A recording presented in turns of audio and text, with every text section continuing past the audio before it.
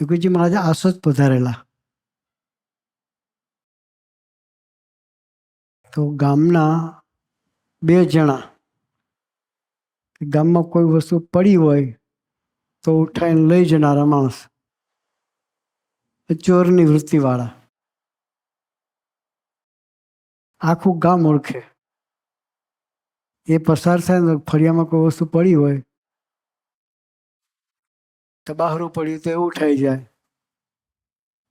બીજું કંઈ પણ જો ભૂલી ચૂકે પડી રહ્યું તો ઉઠાઈને જતા રહે.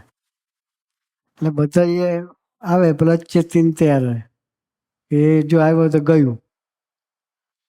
બાપા આવ્યા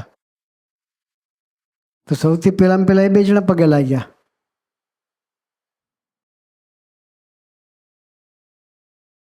અને સ્વામીજી જોડે ઉભેલા અને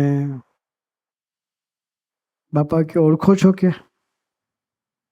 આપણને પૂછે તો આપણે શું કહીએ? સત્યસિત ઓળખીએ છીએ. શું કહીએ આપણે? સાંઈજીના ખેતરમાંથી ચોરી કરતા હતા. આખું ગામ ઓળખતું તો સાંઈ ના ઓળખે? ઓકે, આપણે ગુજરાતીમાં કહીએ સ્વામી સત્યસિત ઓળખીએ છીએ. સર્વમંગલ સાંઈ તેથી પ્રસંગ કયો જે વચનમાં વિશ્વાસ છે એની વાત, જ્યાં બુદ્ધિ લાગે જ નહીં. મોટા પુરુષના વચને બાપા કે આ તો એકાંતિક છે કે આ તો એકાંતિક છે. હવે એકાંતિકનો અર્થ શું થાય વિચાર કરીએ. ભગવાન સિવાય કોઈ સાથે પ્રીતિ નામ એકાંતિક કહેવાય. એકના અંતે પામે નામ એકાંતિક.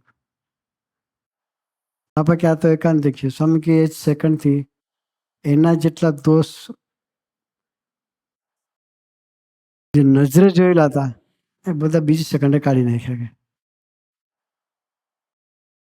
પછી સામે મળે તો એના વિશે કોઈ ચોરીનો ભાવ એને વિશે ઉઠવા દીધો નથી.